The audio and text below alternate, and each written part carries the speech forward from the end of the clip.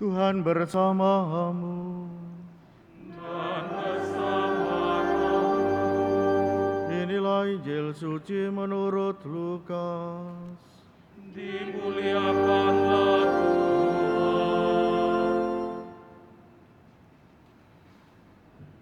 Sekali peristiwa, Yesus berdiri di pantai Danau Genesaret.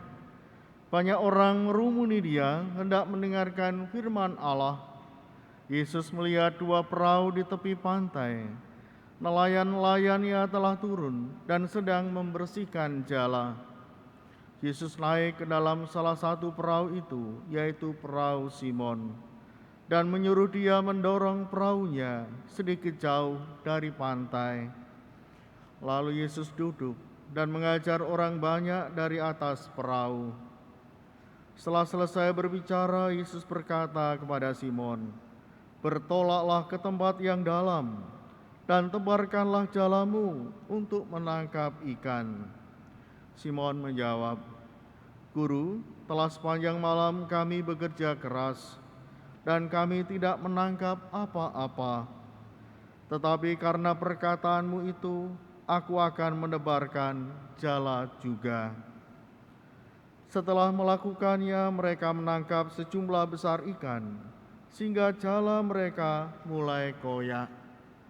Lalu mereka memberi syarat kepada teman-temannya di perahu yang lain, supaya mereka datang membantunya. Mereka pun datang, lalu bersama-sama mengisi kedua perahu itu dengan ikan hingga hampir tenggelam. Melihat hal itu, Simon Petrus pun sujud di depan Yesus dan berkata, "Tuhan, pergilah dari hadapanku, karena aku ini seorang berdosa." Sebab Simon dan semua orang yang bersama-sama dengan dia takjub karena banyaknya ikan yang mereka tangkap. Demikian juga Yakobus dan Yohanes, anak-anak Zebedeus, yang menjadi teman Simon. Yesus lalu berkata kepada Simon, "Jangan takut, mulai sekarang engkau akan menjadi penjala manusia." Sesudah menarik perahu-perahunya ke darat, mereka pun meninggalkan segala sesuatu, lalu mengikuti Yesus. Demikianlah Injil Tuhan. Terpujilah Kristus.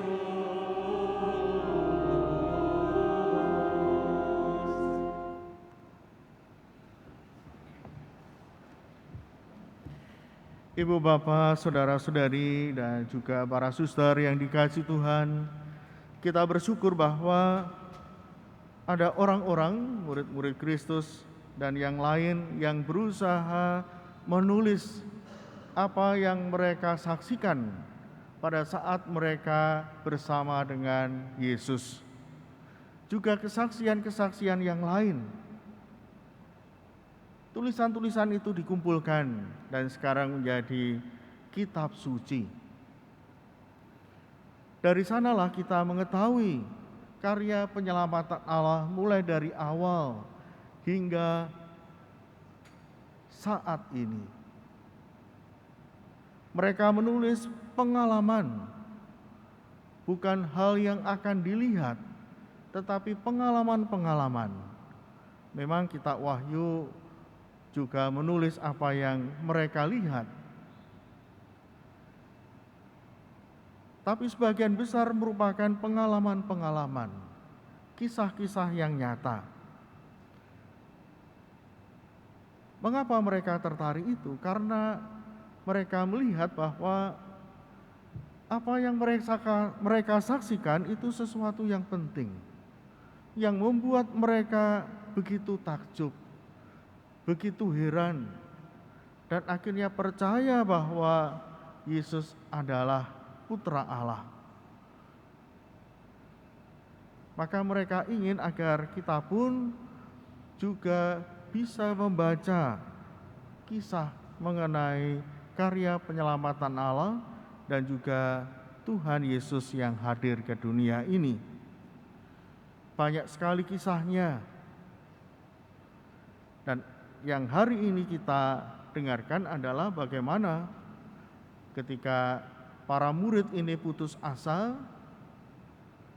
semalaman mereka mencari ikan dan tidak dapat. Mereka begitu lelah, mereka kelaparan,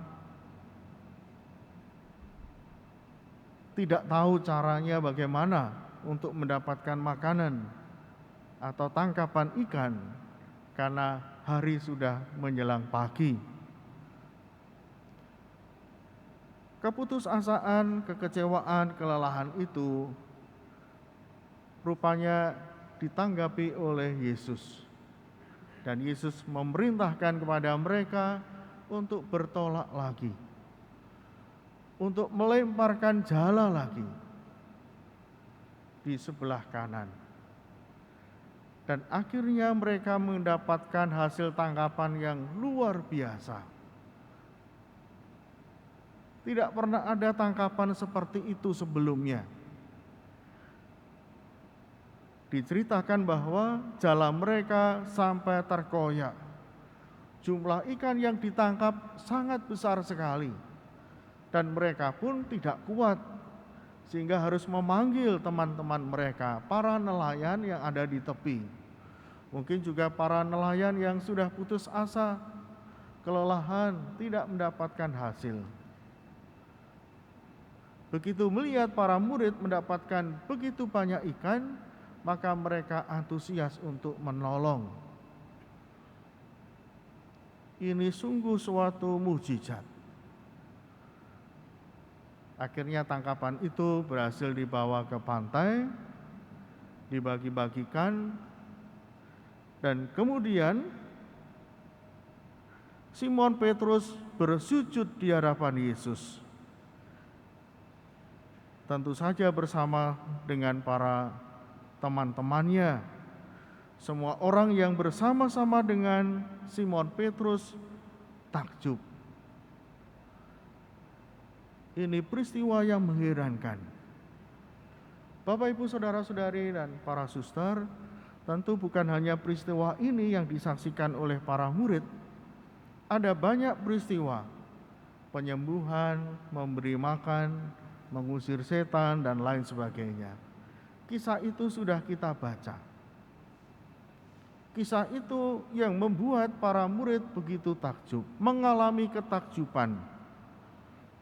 Ini kisah yang luar biasa, yang penting maka mereka tulis supaya kita pun yang membaca juga mengalami hal yang sama. Namun Bapak, Ibu, saudara-saudari, apakah ketika kita membaca kitab suci kita juga mengalami ketakjuban? Apakah kekaguman, keheranan, ketakjuban yang dialami para murid itu juga kita rasakan, kita alami ketika kita membaca kitab suci? Bisa jadi iya, namun bisa jadi tidak. Karena apa? Mungkin ketika kita membaca kitab suci, kita kurang fokus.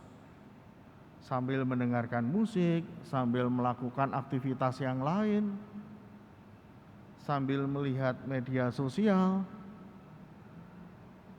Sehingga apa yang ditulis dan itu membuat hal yang istimewa tidak mengena pada hati kita. Maka Ibu, Bapak, saudara-saudari, perlulah kalau kita membaca kitab suci, kita meluangkan waktu. Perlu hening. Membaca bukan hanya sekali, bisa diulangi 2 kali, 3 kali.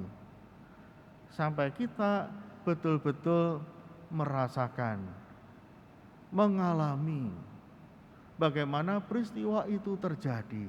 Bisa kita bayangkan, bisa kita lihat dalam bayangan kita. Memang biasanya kalau dibuat film, ada film-filmnya seperti ini, kisah-kisah dalam kitab suci itu sudah bisa kita lihat di media sosial, di YouTube. Kita tinggal menontonnya, dan biasanya kalau film itu memang lebih mudah.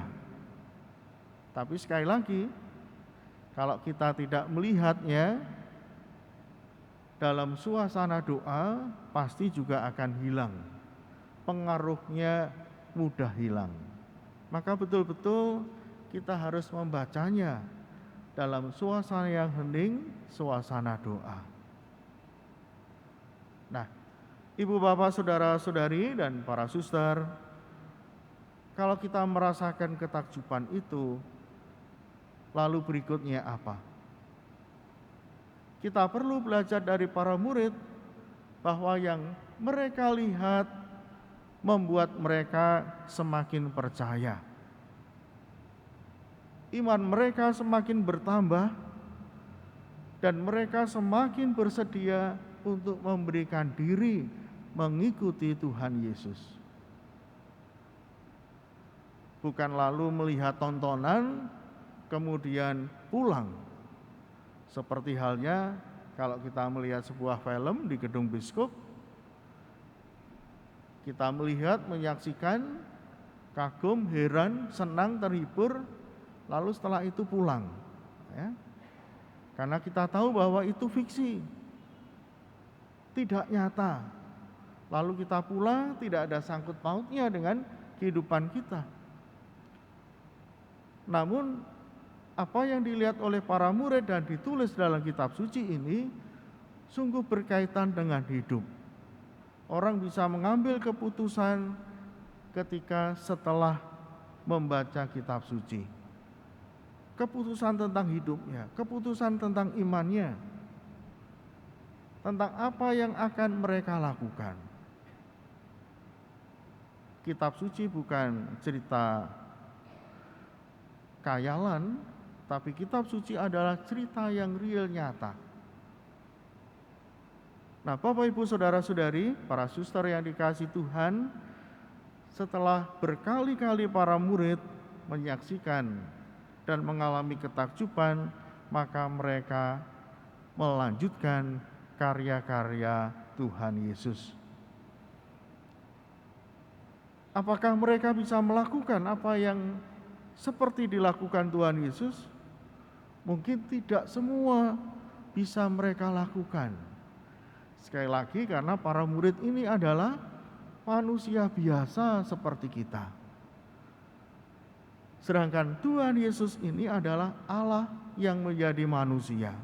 Maka tentu ada perbedaan. Ada batasan-batasan.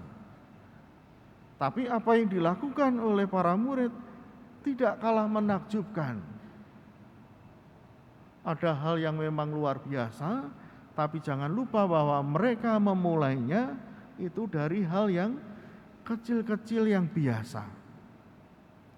Apa tujuan dari mereka melakukan sesuatu itu?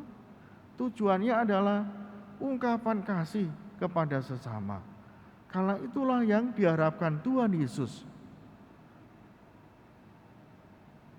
Bahwa kita harus saling mengasihi, bahkan kepada mereka yang berbuat tidak baik sekalipun kepada kita. Kasih itu harus kepada semua orang, bukan hanya kepada kelompoknya atau eksklusif, tapi kasih itu harus inklusif kepada siapapun. Maka tindakan-tindakan para murid, perbuatan para murid adalah perbuatan kasih. Dan bagi orang-orang pada waktu itu memang sungguh ini hal yang mengherankan, menakjubkan. Ketika orang saling bertengkar, ketika orang saling membunuh satu sama lain, tapi mereka justru saling melayani. Mereka justru saling mengasihi. Mereka justru saling mengampuni. Ini cara hidup yang memang dikehendaki oleh Tuhan Yesus. Bapak Ibu saudara-saudari yang dikasihi Tuhan, hal-hal yang sederhana harusnya bisa kita lakukan sebagai ungkapan iman kita, ungkapan kasih kita kepada sesama. Saya di paroki ini bersyukur karena ada kelompok-kelompok, ada kegiatan-kegiatan yang merupakan ungkapan kasih kepada sesama. Ada kelompok yang meluangkan waktunya untuk mendoakan. Ketika ada saudara-saudari umat yang membutuhkan doa, kelompok ini bersedia untuk mendoakan. Ketika ada yang terkena COVID, ada tim Satgas yang siap membantu kapanpun dibutuhkan. Pagi tadi saya juga mendapat WA, ada sebuah keluarga yang terkena COVID. Romo, kami sekeluarga terkena COVID, mohon doanya. Tentu saya berdoa untuk keluarga ini, tetapi rasanya tidak cukup. Ada tim Satgas Paroki, saya memberitahukan, lalu dihubungi, dan kemudian terjadi kontak. Akhirnya siang tadi dikirim obat. Hal yang kelihatannya sepele, tapi bagi keluarga yang terdampak COVID, ini memang sangat dibutuhkan perhatian. Pada awal-awal COVID, semua ketakutan. Bahkan ketika ada karyawan seminari yang terkena, karena karyawan ini periksa, kebetulan dokternya itu terpapar COVID dan akhirnya tertular. Tetangga semua menjauh. Bahkan makanan, bahan makanan tidak ada yang memberi, yang mengirim. Lalu kami sadar bahwa ini anggota kami, karyawan kami. Maka setiap hari kami perhatikan. Dan itu membuat keluarga ini begitu terharu dan juga merasa bersyukur bahwa mereka tidak sendirian. Mereka ada keluarga yang lain, orang-orang yang memperhatikan. Nah, Bapak Ibu Saudara-saudari, tentu hal-hal seperti ini bisa kita lakukan dan memang harus kita lakukan.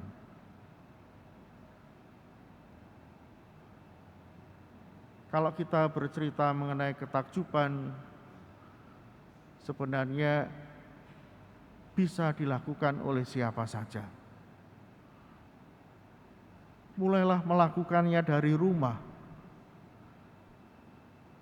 Mungkin ketika pasangan membuat kesalahan, lalai, janjinya menjemput, ternyata tidak dijemput sampai berjam-jam. Dan ketika datang, memang Anda berhak untuk marah, untuk memberikan komentar yang pedas. Tapi ketika kita mengingat bahwa kita harus mengasihi, dan Anda justru mengampuni, menyambutnya dengan senyuman, itu adalah hal yang menakjubkan. Tidak semua orang bisa melakukan hal ini. Ketika pasangannya membuat kesalahan, nah ini rasanya kesempatan, ya. Sudah lama ditunggu-tunggu. Ini kesempatan untuk menghajar dengan kata-kata yang pedas.